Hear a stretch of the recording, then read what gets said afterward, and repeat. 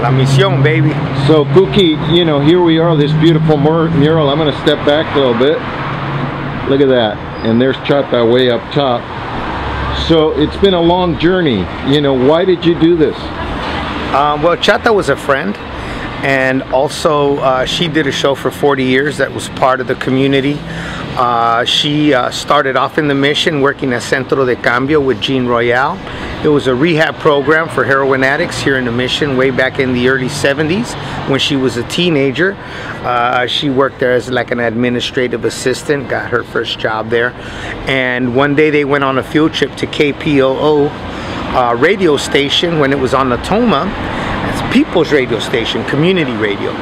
And she fell in love with the station and got a job there, an internship, and took like a fish to water and did a show called Enclave for 40 years. It was one of the best salsa Latin jazz shows around the Bay Area, and if anybody who grew up in the neighborhood loves that kind of music, they know who Chata is or was. And she also was kind of a pioneer in that she opened the station to the community to talk about events or issues affecting the community, police brutality, education, employment, whatever the case may be. You know, Chata opened up the station for people to come talk about those issues and bring light, put a light on that for the community.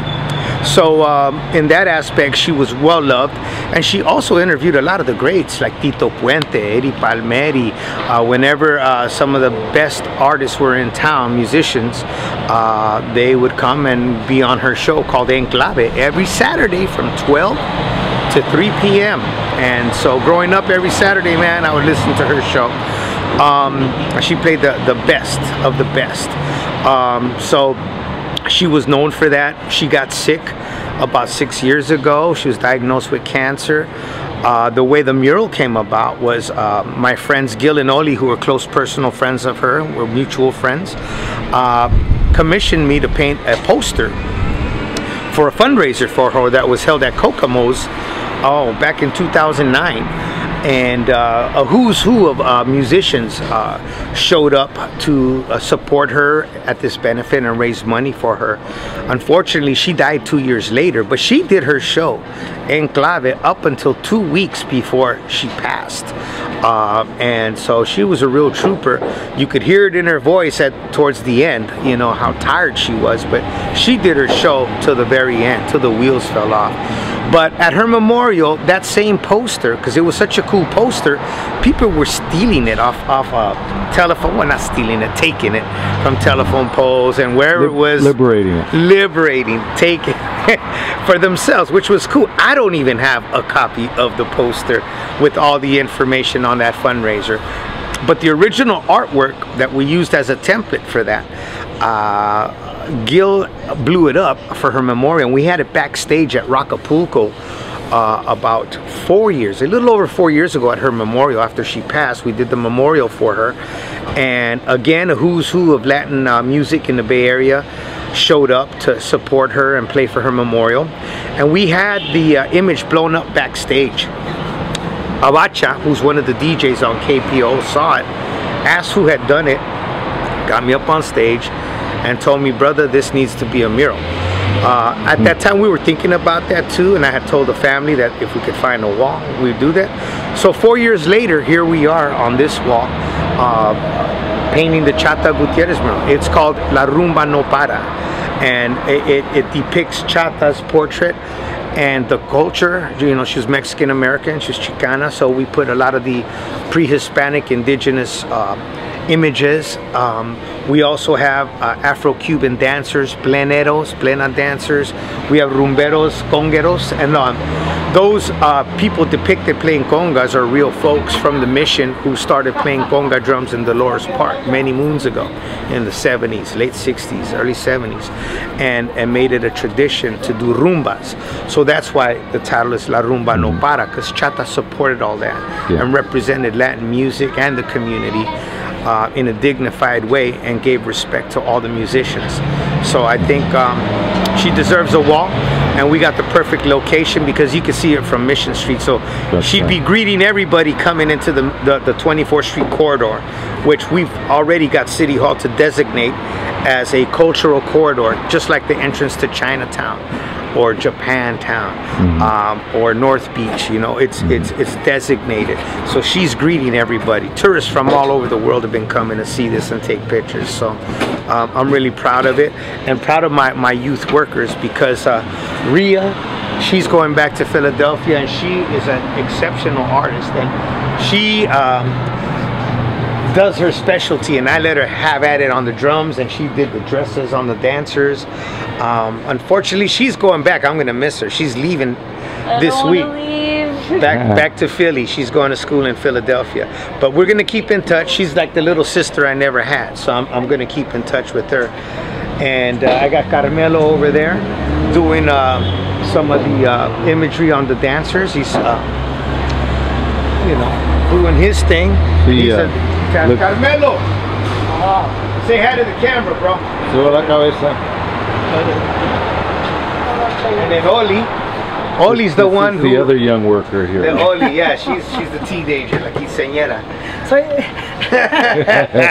But she was one of the original. Her and her husband were the ones that contracted me to do the poster for the original and they're known as local Bay Area music lovers and promoters and nightclub event creators. Yes. So yeah, that's the story on Chata. So there's a couple other questions, because it really does take, you know, a village to do this kind of stuff, right? So, you know, besides Oli and her husband, a few other people that really helped you do this? Well, this was the thing, man. We needed a certain amount of money to paint the mural, and we tried to fundraise grassroots, maybe also rally.org, and by throwing benefits, but we didn't have near the amount of money we needed to paint it.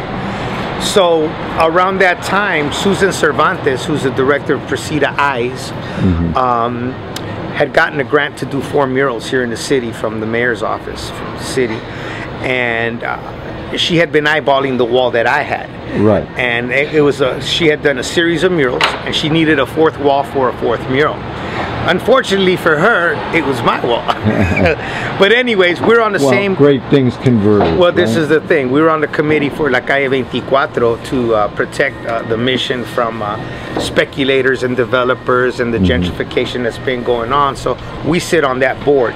But anyways, she approached me and said, hey man, I know... well, basically, I had the wall, not the money. She had the money, but not the wall.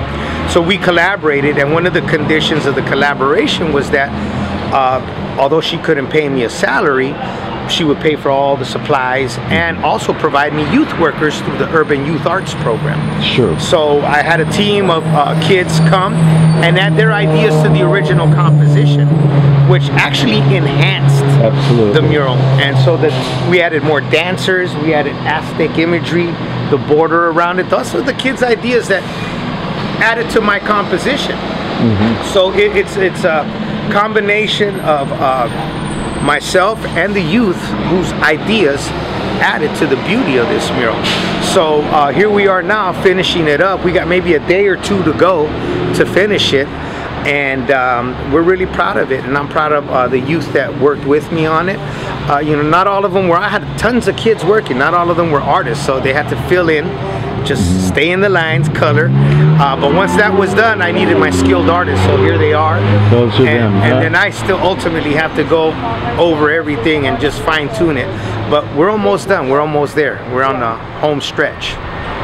Well, this is a historic day, you know, home stretch day. You posted that today might be your last day, but even if not, you know, I thought it was important to come here and document you, you know, cultural hero, passing on the tradition, documenting history. You mentioned the changes occurring in the mission, and in a lot of ways this mural is now symbolic of still here.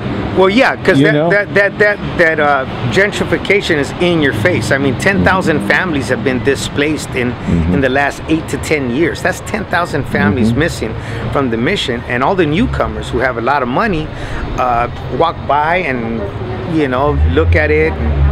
you know, this is like saying in your face, you know, we're still here too, just like you're trying to do. We're still here, we're not going anywhere.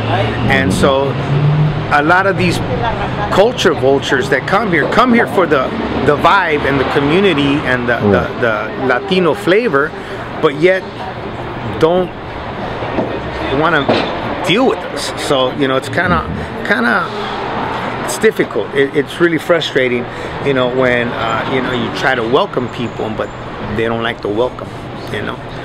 Well, you continue to do historic things, you know, with young people. You've learned the lesson of passion. It's more important than money in these kinds of projects. Yeah. Your paycheck will come, I promise you. I think the juju from this is good juju, and I think I've already gotten some private commissions out of this. So I will be eventually moving on to live my dream, and that's to get paid to do what I love to do, and that's paint and play music. So wow. Yeah. Well, you're a lesson for all of us, and what people don't know is you're also a great father, and you just retired from a life of service with young people, you know, those serving in difficult situations. Well, I was a probation officer for 23 years at Juvie, San Francisco juvenile probation. So as soon as I got the age and the time in, I saw my pension was going to be decent. There it is. I'm done. Well, and there so you go. Here I am doing what I love to do now, and my pension covers everything for me. So I'm a happy guy, man. Portrait of an artist as a retired man. Thank you very much, Carlos Kookie Gonzales, making history today. I appreciate you coming out here and documenting it for the community and for everybody who can see it on the web. Come down to 24th and South Van Ness. And what's that special day that's coming up? Oh, October 10th, we're going to have a dedication ceremony where we're going to have actually a lowrider car show. We're going to have live music, Latin rock, Latin jazz. We're going to have I'm trying to get this really cool young band called Soltron. They're a bunch of young cats coming up in their 20s, and they're a really cool band. I want to have them. We're going to have danzantes, Aztec dancers, to come bless. We're going to have poetry. It's going to be just an awesome celebration, dedication, and all for Chata. She's probably looking up from heaven, looking down from heaven, and maybe appreciating it up there. You know? Well, thank you. I'm sure she is. I got a chance to work with her at Arriba Juntos way back when she was a young activist, and you know what I remember is a strong woman, a woman that always represented, even in a difficult and different time and place than we live in today, somebody who didn't back down, and somebody like you, somebody who lived their dream. Yeah, man. You know, thank you.